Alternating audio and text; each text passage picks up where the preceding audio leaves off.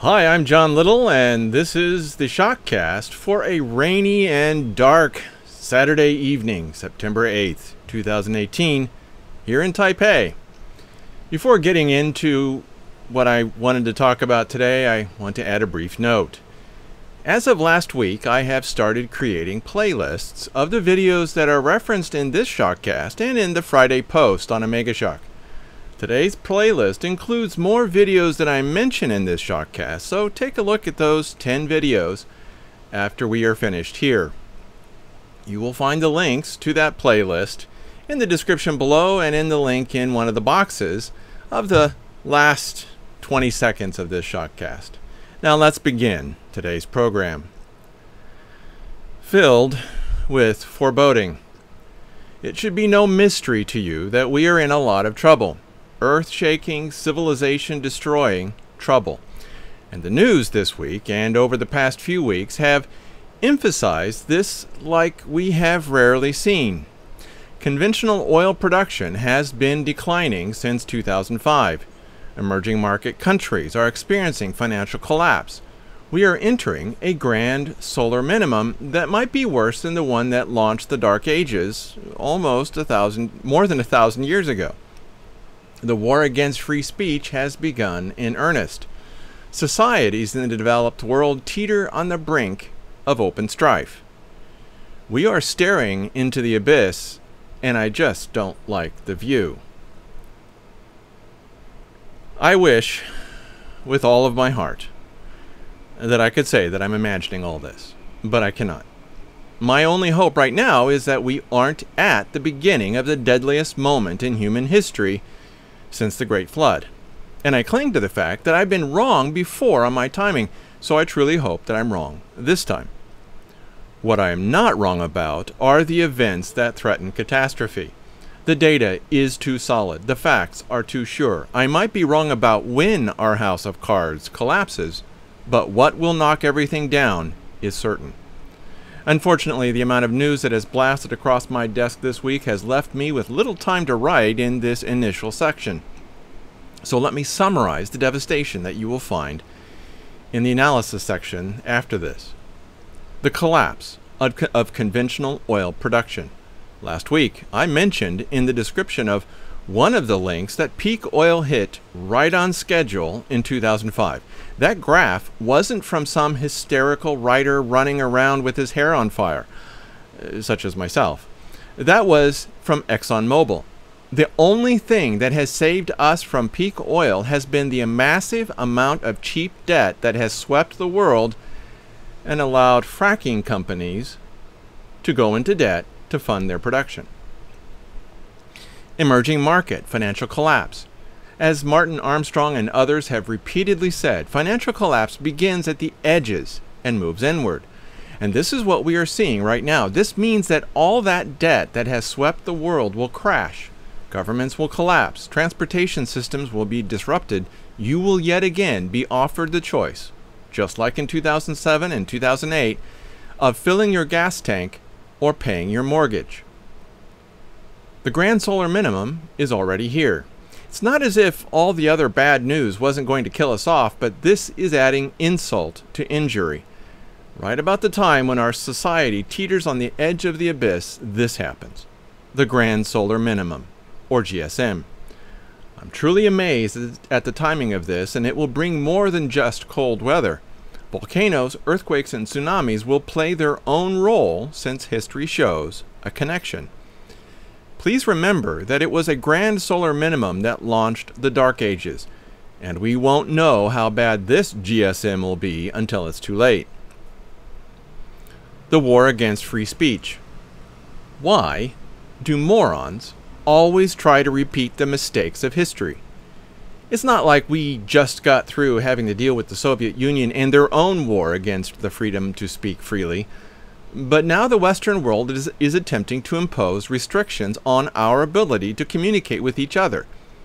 It's insane, and it will only get worse as the above begins to manifest more clearly. This will be a rough ride precisely since the inmates have taken over the asylum. And then society on the brink. And then there's this internecine warfare between the ethnic groups in our societies, and it will be no surprise that difficult times will make it all that much worse. And the biggest part of the problem will lie with the fundamental dysfunctionality of our families, our cities, and our nations. We are less honest, less moral, less peaceful, less intelligent, less wise, less educated, less functional. In short, we are doomed. And I do not say that lightly. It's as if we have conspired to create the worst possible conditions for our continuing survival. It's as if we thought that about creating a situation that would lead to the greatest amount of death, destruction, and misery possible, and then said, hey, let's do that. Well, we did it, and 1 billion will die. I keep saying that this will be the worst time since the Great Flood, but I don't think that it killed 1 billion people, because I don't think that 1 billion people were alive during the time of the Great Flood.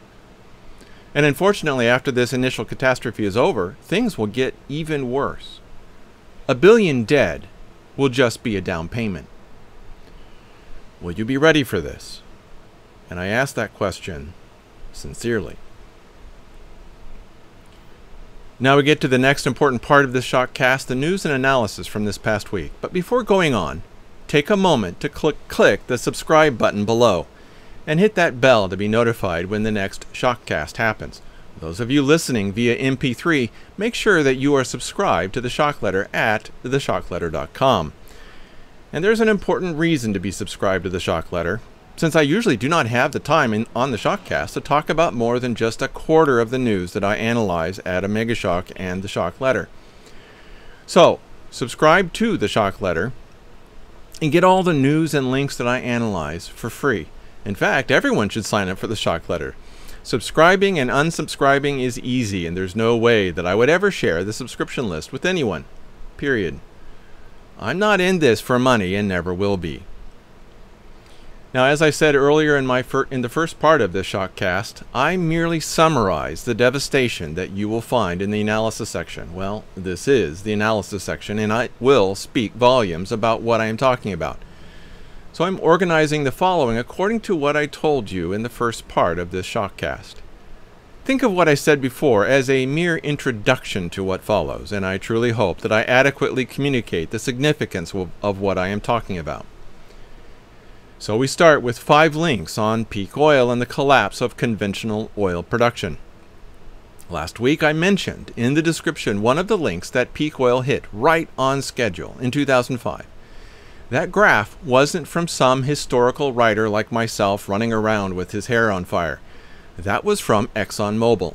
The only thing that has saved us from peak oil, as I have said before, has been the massive amount of cheap debt that has kept inefficient oil fracking companies and other companies afloat. So this first link is no fracking way. Debt-laden shale producers may unleash the next financial crisis.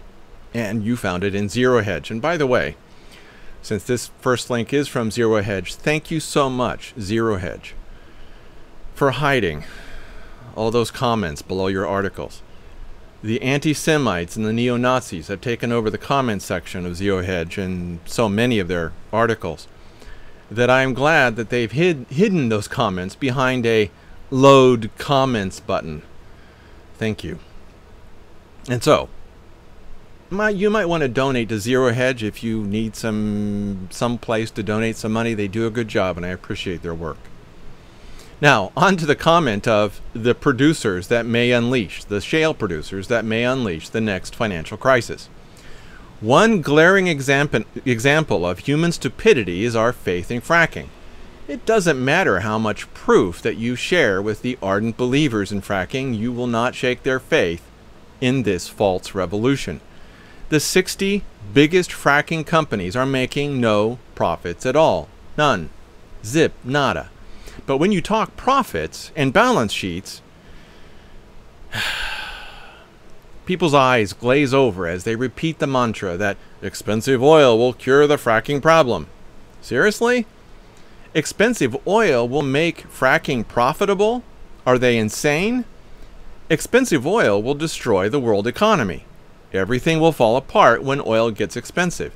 The whole financial system of the whole world is dependent upon cheap oil. Without inexpensive transportation fuels, you cannot have a transportation network. Without a transportation network, our civilization will fall apart. Transportation is literally everything. No empire has ever survived without a dependable transportation network. And when we hit peak oil in 2005, and that was over 10 years ago, our current transportation network started to slide towards the abyss. The only thing that has kept it going was cheap debt. Shockingly, low interest rates kept fracking frackers in business. They never made money, and they still aren't making money, and they will never make money. Once this fracking fantasy finally collapses, the transportation system will break. The agricultural system will also collapse, since farmers will either need to raise their prices or plant and harvest less wheat and vegetables, and their harvest won't be able to be transported as far. This disaster will be horrifying. Please, as I said last week, stop the self-deception. You've got to start, and you've got to stop believing that fracking has any future. You need to prepare for a horrifying future where those who survive will wish that they hadn't. The next link, as if that wasn't bad enough, Kunstler warns some kind of epic national restructuring is in the works. Again, from Zero Hedge. Even though the obscene anti-Semites in the comment section have made me want to throw up, the title of Kunstler's blog is just as bad. And thankfully Zero Hedge has hidden the comment section under a load comments button. But what Kunstler says is vital to pay attention to. America is about to undergo a fundamental restructuring, and it will be forced upon the U.S. whether it wants this restructuring or not. It will be a deadly wound that America will recover from or not. And I believe that this collapse will create a power vacuum that will draw Gog and Magog into Israel. I cannot say for sure that this is how it will work, but there is one thing that is definitely certain. Life as we know it is about to disappear. Kunstler says that it might take as much as 3 years before reality drags us under. I believe that it will take less time than that. When a financial collapse reveals the true state of the fracking unmiracle, all hell will break loose. But we'll see what happens. Ultimately, a lot of people are going to die. A lot. Then, an example. Denmark becomes a net importer of oil from the Danish Energy Agency. And this, my friends, is a snapshot of this thing that we call peak oil. Peak oil is merely the accumulated peaks in oil production of countries around the world. The irony is that oil production in Denmark peaked in 2005. If you want to look at the graph, it's in the article. Every oil producer in the world, except for just a very, very few, have all blasted past their peak oil in production, even the United States, many decades ago. So, why do we persist in this insane claim that peak oil is not a problem? If I have to shout, if I have to speak in all capital letters, stop the self-delusion. Death lies at that door. Now, Kunstler Cast 306, Gold, Silver, and Oil with Steve St. Angelo. Here's an important discussion on oil and gold. I've been paying attention to both Kunstler and St. Angelo for quite some time, so having them together for about 50 minutes is a great idea. However, do not listen to this broadcast if you want to hold on to your shale oil fantasies. This will open your eyes if they aren't open already. The coming collapse of U.S. shale oil production from the SRS Rocco Report. That's a link, and it's a good one. This one goes along with the podcast I mentioned above, not directly, but if you read this first, you'll probably understand the podcast even better, if you aren't familiar with the terms being used. I actually believe that Steve is being a bit optimistic when he says this, quote, The death of U.S. energy independence will occur when the collapse of shale oil production begins. And when U.S. shale oil production finally peaks and declines, it could fall much more rapidly than we realize. The rate at which U.S. shale oil production declines in the future is based on two key factors: remaining reserves and the oil price. I say that he's being optimistic because the peak in U.S. shale oil production will happen when these companies run out of the ability to fund their operations with debt or issuing shale shares on the U.S. stock market. And this is extremely important to understand. These shale oil companies have only been able to survive because they borrowed and borrowed and borrowed and borrowed and borrowed. Did I say borrowed? When they cannot borrow anymore, they'll die. And when they die, they won't be able to drill more wells. That will mark the peak in this shale fantasy, and production will dry up extremely quickly. In fact, one field, the Permian Basin, will decline by 500,000 barrels a day in just 1 year. Tell your friends and family to stop deluding themselves that shale oil will fix our energy problem. It's not a solution.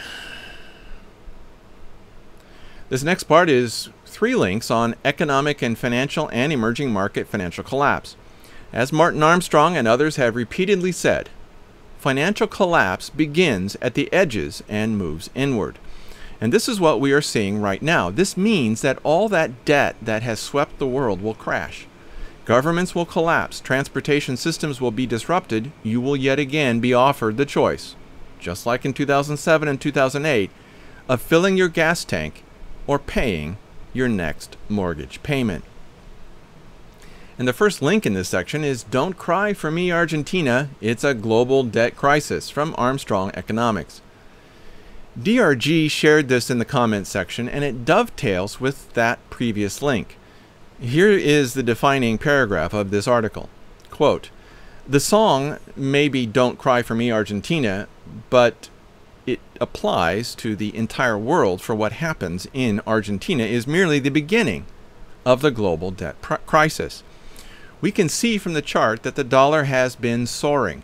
However, the array picked August as, when he says the array, he's meaning the economic model that he has created.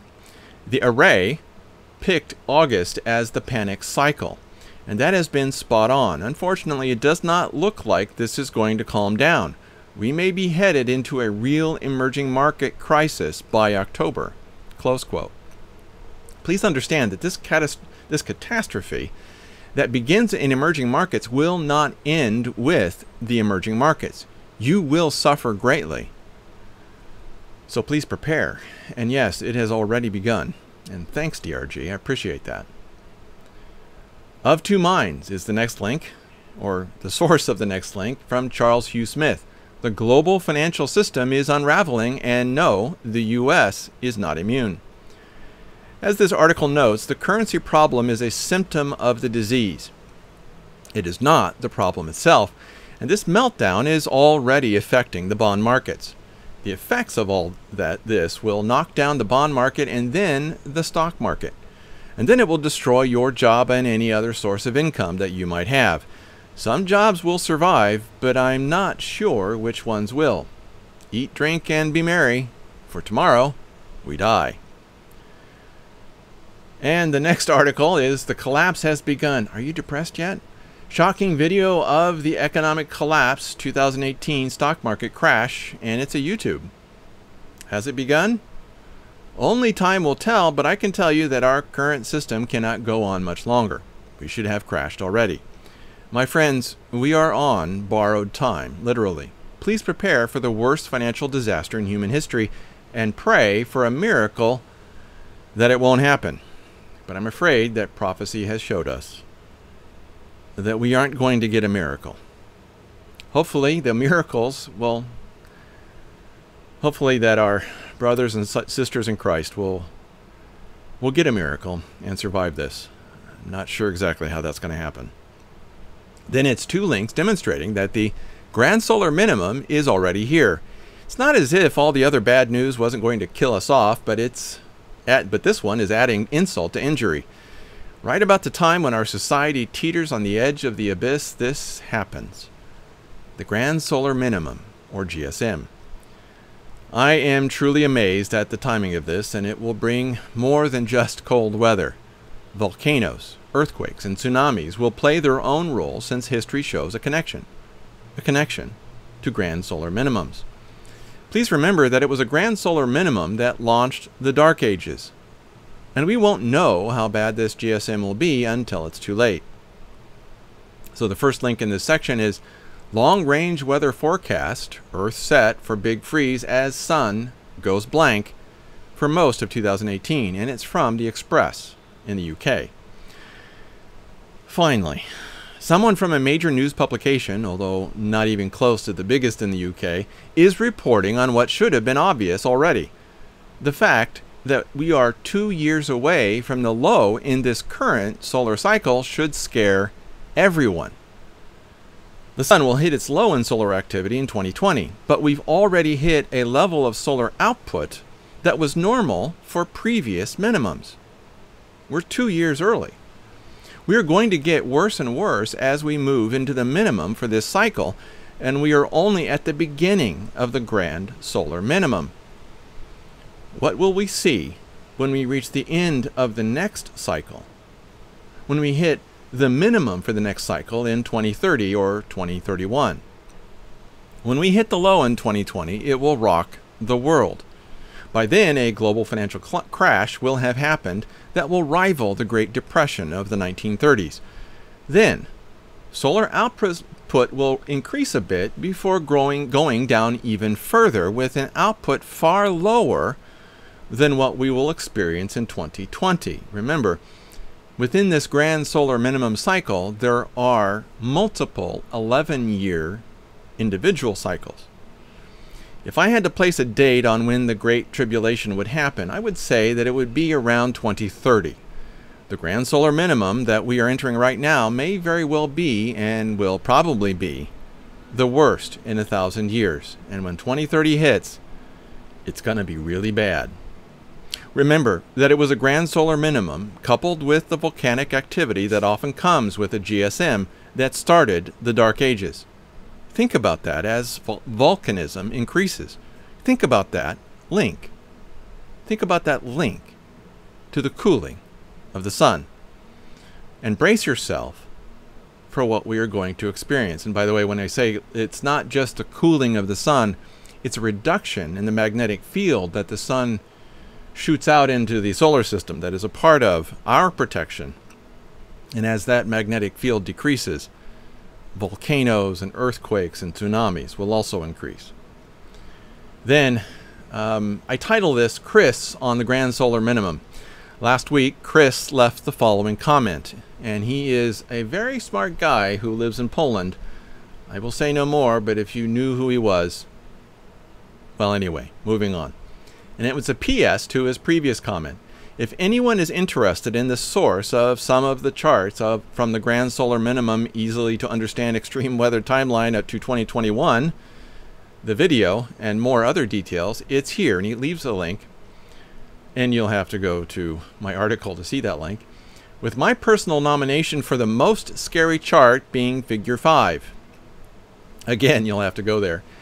Note his affiliation with the Pulkovo Observatory, St. Petersburg, aka the Central Astronomical Observatory of the Russian Academy of Sciences, which in turn is nothing else than the Department of Russian Ministry of Science, not some private university.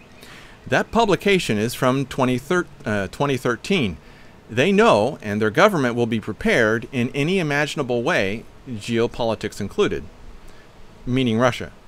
I just realized what exactly I started when exactly I started seeing news like this. Note the date.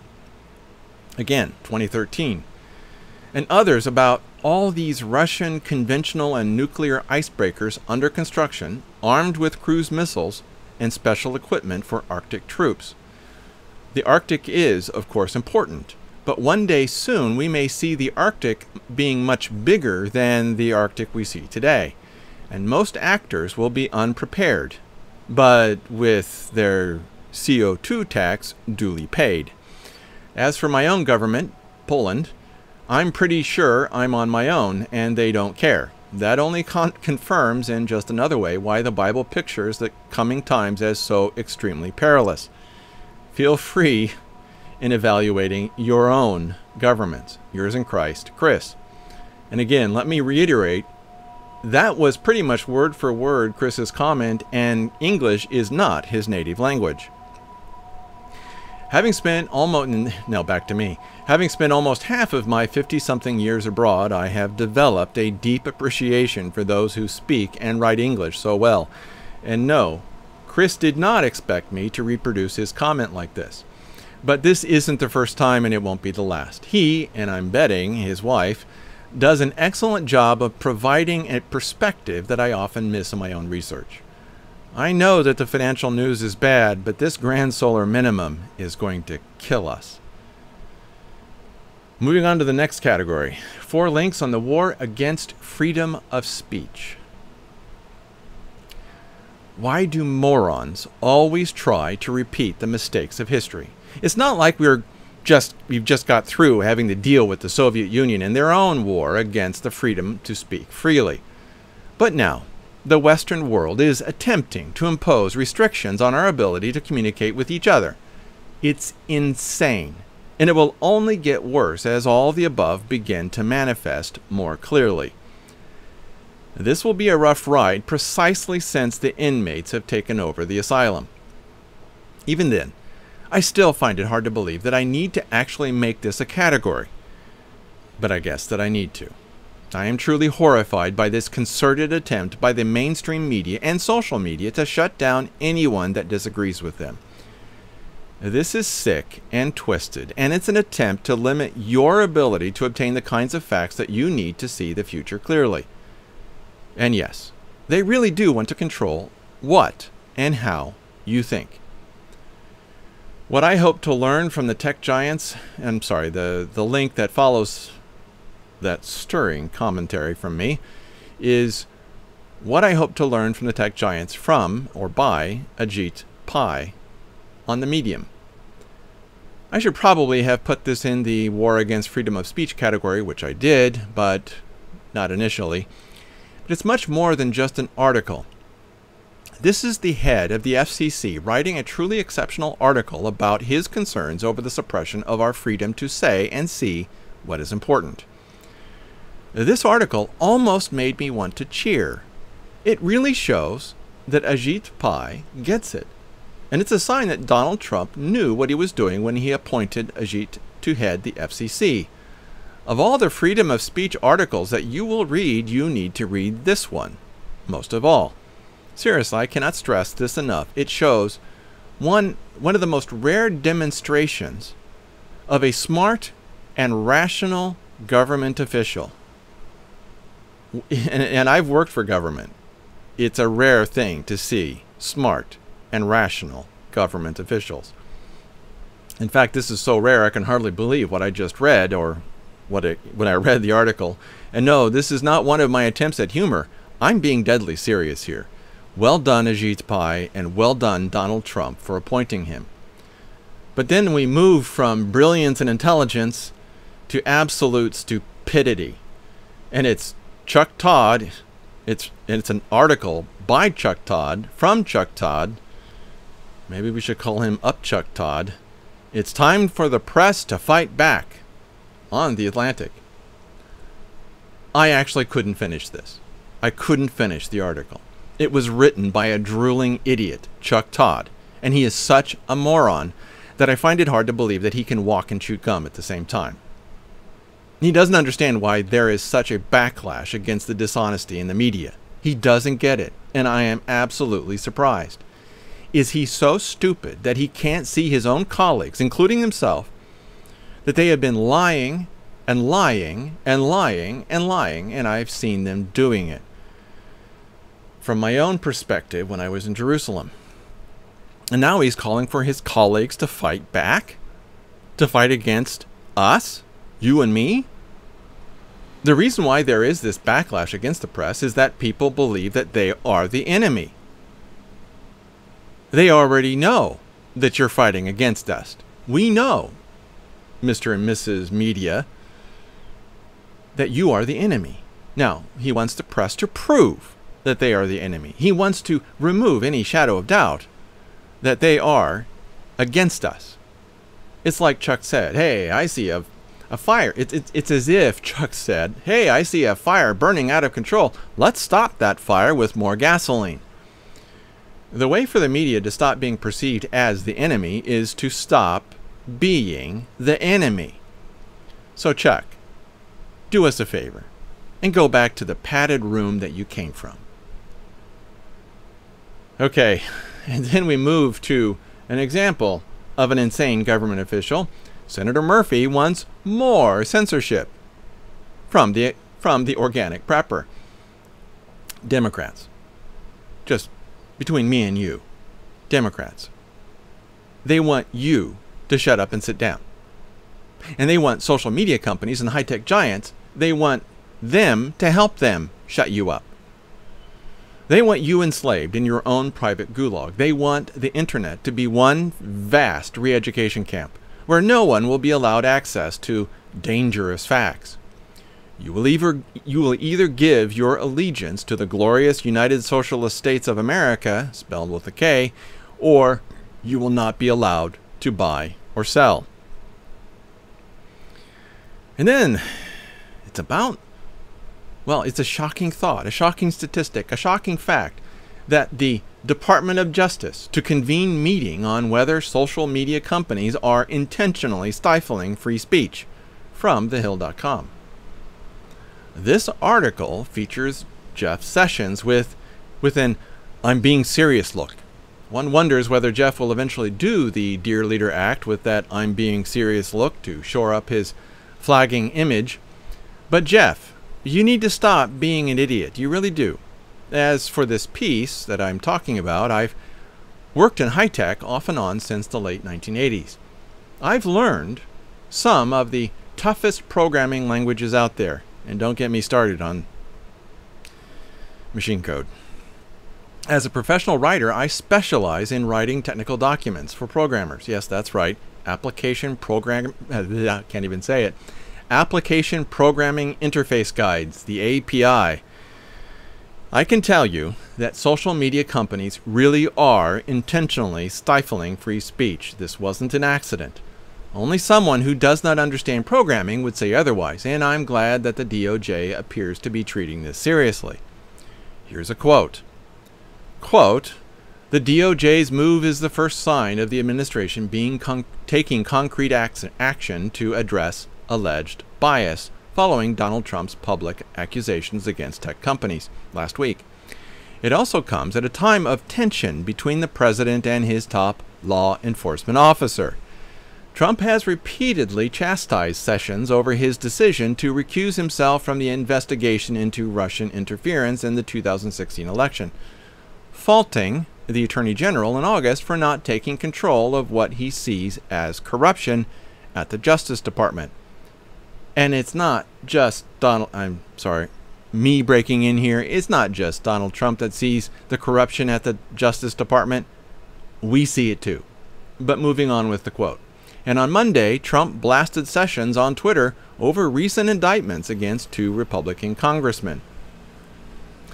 The announcement also signals that the Justice Department is paying attention to the growing movement to challenge Facebook's and Google's marketing power. Close quote. There's a growing movement? Well, I certainly hope so. On to the next 2 links. The horrifying British government, and it's a part of this suppression of freedom of speech, and it's actually what happens when you do not have freedom of speech. And it starts with the Tommy Robinson scandal, full documentary, and you'll find it in the playlist that you'll see at the end of this ShockCast, as well as in the comment sections below.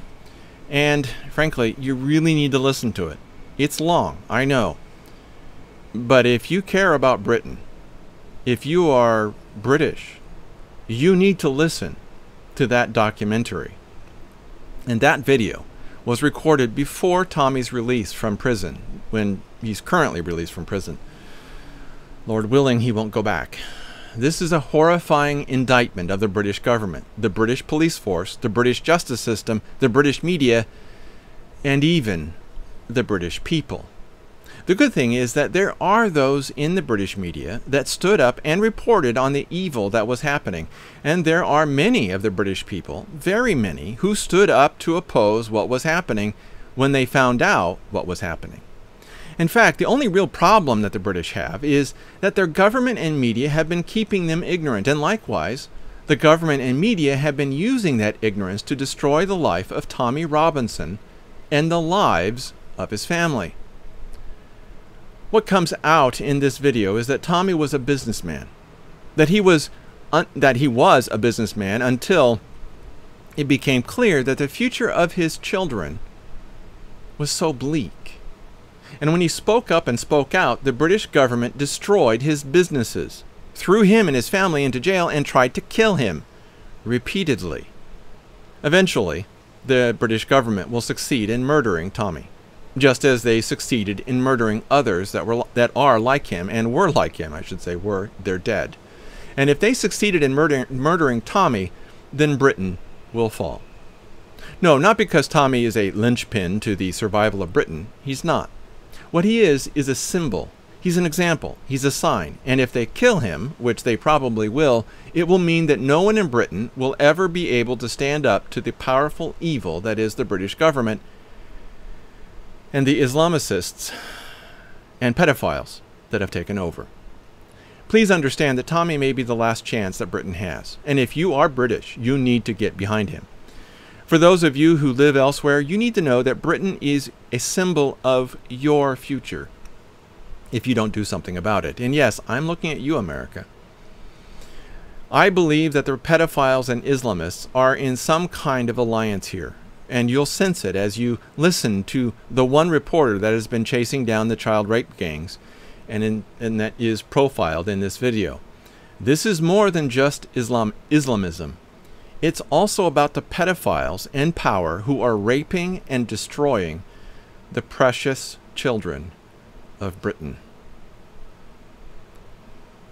And again, this next one shows what happens when there is no freedom to speak. This one is titled Mom's Heartbreaking Tale of How Secret Courts Took Her Baby Away Forever, as we reveal children being ripped from their parents in record numbers. Since I didn't see any pornography on this page, I'm letting this one through. It's from thesun.co.uk. And yes, they do put pornography on their pages. This has been happening in America, what that title talked about, and I'm sickened to see that it's happening in Britain. If you live in Britain, your kids aren't safe. Then there's two articles on Matthew 24:7 and Societies on the Brink. And then there's the internecine warfare between ethnic groups in our societies, and it will be no surprise that difficult times will make it all that much worse.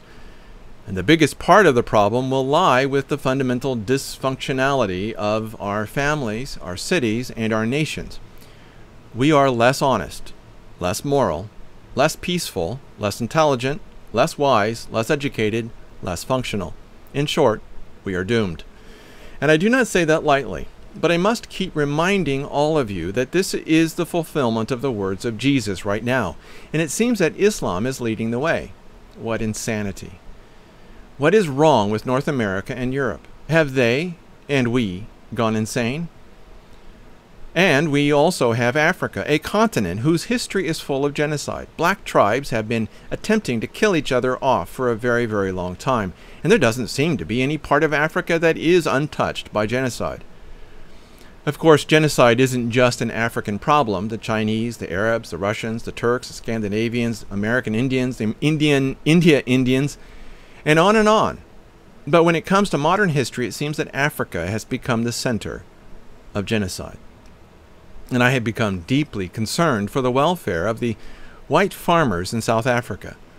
What they have been experiencing is horrifying, and I see a parallel with Hitler's genocide of the Jews. The rhetoric and violence remind me of Hitler's Sturmbataillon, or stormtroopers. Just look at the uniforms of Julius Malema. That foul fiend from hell is setting himself as a black version of Adolf Hitler. And the government of South Africa has been cowed into going along with him. And do not think that Julius Malema will stop at the murder of the farmers. Again, this is all a part of the fulfillment of the words of Jesus right now. Now, all of that to lead up to this link. Is there a plan in South Africa to take the white farms and kill white farmers? From the Daily Caller. Here's a quote that describes what South Africa has become. Quote, a widely reprinted letter that originally appeared in the Business Day newspaper also highlighted the feelings of despair. South Africa is in a serious moral crisis. We are a violent society disintegrating by the day. Ghastly murders are committed daily, wrote Farouk Are from Johannesburg. We have become delusional, forgetting that life is absolutely intrinsic and inviolable. Our country is awash with demonic monsters in human garb, savages fit only for the wild and satanic beasts, ill-equipped for civil society. One child raped every 3 minutes, 3 children murdered each day, Are added. We are sliding towards the edge of the abyss, and our people are crying out for sanity to prevail. Close quote. A child raped every 3 minutes in South Africa? 3 children murdered every day in South Africa? The fact that they are about to launch a genocide against white farmers, well, that's just icing on the cake. South Africa is finished. This breaks my heart, and it didn't need to be this way. Then another link, as if you needed it. The regional costs of Venezuela's collapse by Kenneth Rogoff, Project Syndicate.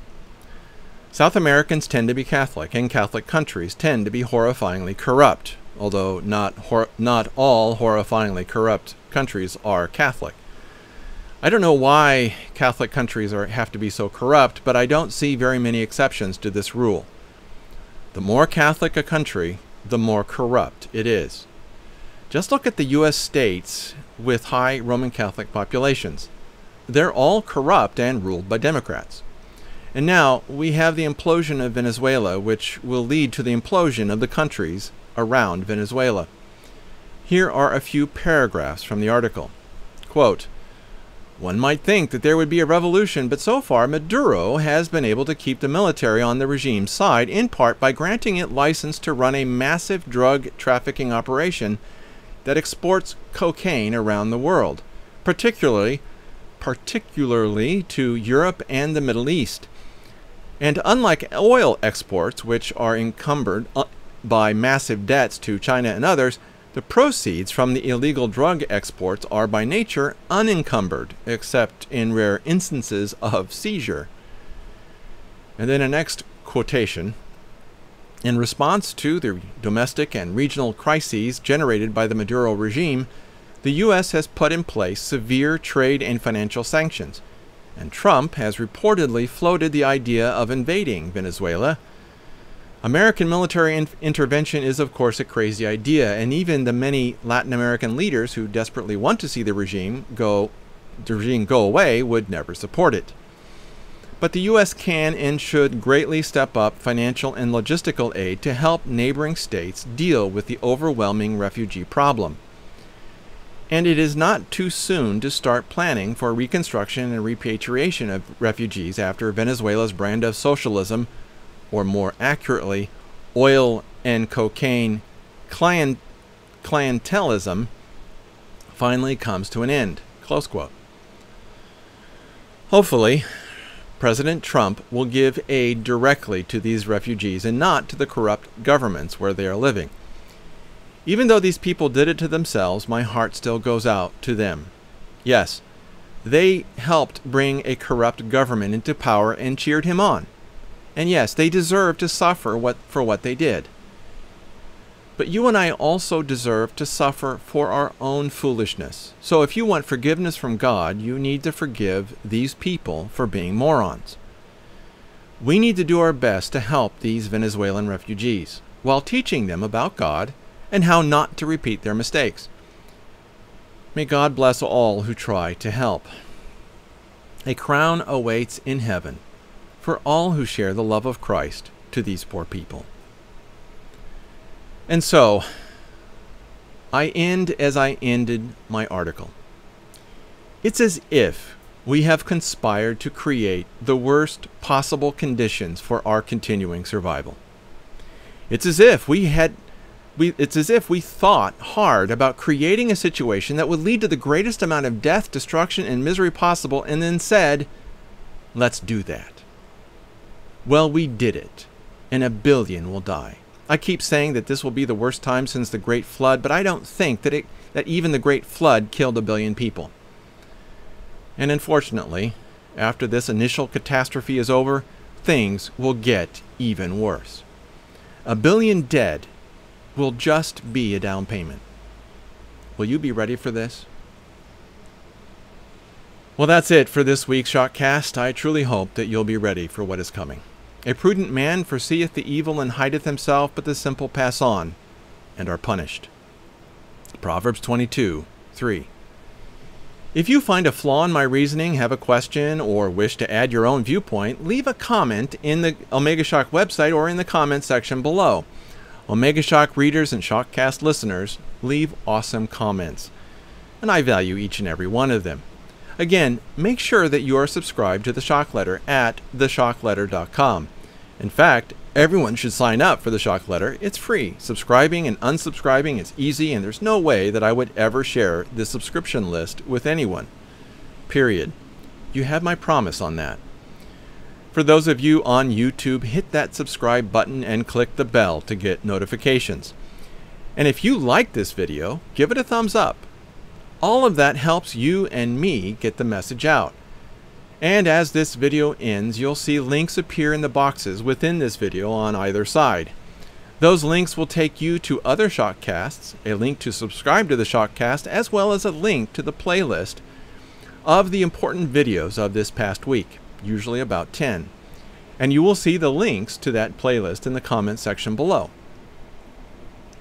And so, allow me to close with this blessing from Numbers 6:24-26, and as well to maintain my Hebrew. Yevarechecha Yehovah Yeshmirecha. Ya'er Yehovah Panav Elecha V'yichuneka. Yisa Yehovah Panav Elecha V'yasem Lecha Shalom. The Lord bless thee and keep thee. The Lord make his face shine upon thee and be gracious unto thee. The Lord lift up his countenance upon thee and give thee peace. Numbers 6, verses 24-26. May your pastor give you the words that you need to continue walking the path that God calls you to follow. And Lord willing, I will see all of you next week.